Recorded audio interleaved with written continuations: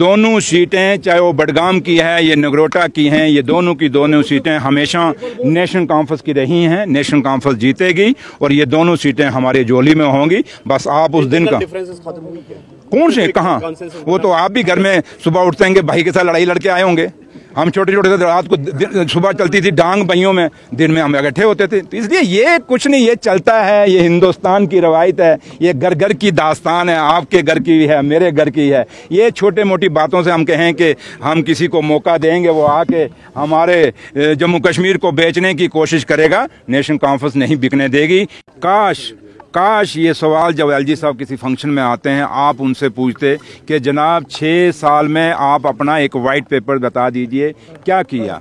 आप कितनी बार मेरे साथ जाते हैं, कल भी आप मेरे साथ थे। हैदरपुरा में एक कम्युनिटी हॉल था जो 2016 में शुरू हुआ, 5 करोड़ वहाँ पैसा लग गया, वो बिल्डिंग आज तक अधूरी। मैं नाटीपुरा में गया, वहाँ हाउसिंग की एक कम्युनिटी हॉल है, वहाँ पे 2 करोड़ रुपया खर्चा हो गया और वो भी 2018 में काम शुरू हुआ, आज तक वो पूरा नहीं हुआ, वो लटका हुआ है। मैं गुहामा में गया, गांधरबल में, वहाँ एक गुहामा ब्रिज है, कब से वो ब्रिज लटका हुआ है, पड़ा हुआ है। कितने ब्रिजेस, कितनी सड़कें, कितनी बिल्डिंग, चाहे हॉस्पिटल, बेमिना हॉस्पिटल देख लीजिए बिल्डिंग कब से बन रही है। आप स्कीम्स की बिल्डिंग देख लीजिए, कुपवाड़ा में आप देख लीजिए कितनी बिल्डिंगें हैं।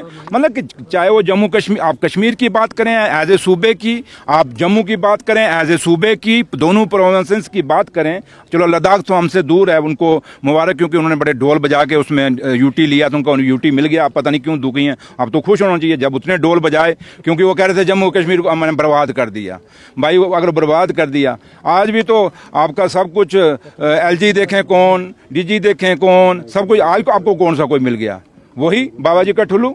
आप बीजेपी मत कहें, आप सुनील शर्मा साहब आज की डेट में एलओपी नहीं है। सुनील शर्मा साहब भैया आज की डेट में राजभवन के स्पोक्समैन हैं।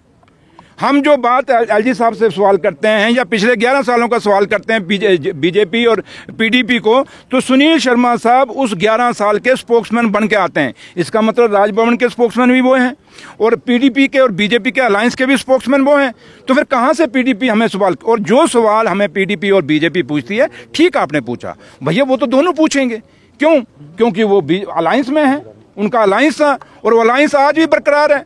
एक दिन बयान जो सुनील शर्मा साहब देते हैं वही बयान दूसरे दिन महबा जी देती हैं, तीसरे दिन वही बयान सजाद लोन साहब देते हैं, चौथे दिन वही बयान दूसरा कोई लीडर जो ए बी सी डी में जो हैं बीजेपी की जम्मू कश्मीर के अंदर, जिन्होंने हम मिल के हमारे जम्मू कश्मीर का स्टेट का दर्जा तोड़ के यूटी बनाया। 5 साल के बाद आप हमें एक एक सवाल पूछिए। जैसे मैं आज खड़ा हूं, मेरा लीडर डॉक्टर फारूक अब्दुल्ला साहब और जनाब उमर अब्दुल्ला साहब दोनों बैठेंगे, पूरी कैबिनेट बैठेगी और आप सबको बुलाएंगे और वहां बताएंगे इलेक्शन लड़ने के जाने से पहले कि हमने 5 साल में क्या क्या किया। अपना एक हाथ में मैनिफेस्टो की कॉपी रखेंगे, एक हाथ में हम वो जो काम किए होंगे वो भी रखेंगे और एक गले में टांग के रखेंगे वो काम जो अधूरे 11 साल के बीजेपी, पीडीपी और एलजी सरकार के दौर में रहे, वो भी पूरे हम करेंगे। दोनों सीटें, चाहे वो बडगाम की है या नगरोटा की हैं, ये दोनों की दोनों सीटें हमेशा नेशनल कॉन्फ्रेंस की रही हैं। नेशनल कॉन्फ्रेंस जीतेगी और ये दोनों सीटें हमारी झोली में होंगी। बस आप उस दिन का कौन से कहाँ, वो तो आप भी घर में सुबह उठते हैं भाई के साथ लड़ाई लड़के आए होंगे। हम छोटे छोटे थे, रात को सुबह चलती थी डांग भाइयों में, दिन में हम इकट्ठे होते थे। तो इसलिए ये कुछ नहीं, ये चलता है, ये हिंदुस्तान की रवायत है, ये घर घर की दास्तान है, आपके घर की है, मेरे घर की है। ये छोटे मोटी बातों से हम कहें कि हम किसी को मौका देंगे, वो आके हमारे जम्मू कश्मीर को बेचने की कोशिश करेगा, नेशनल कॉन्फ्रेंस नहीं बिकने देगी।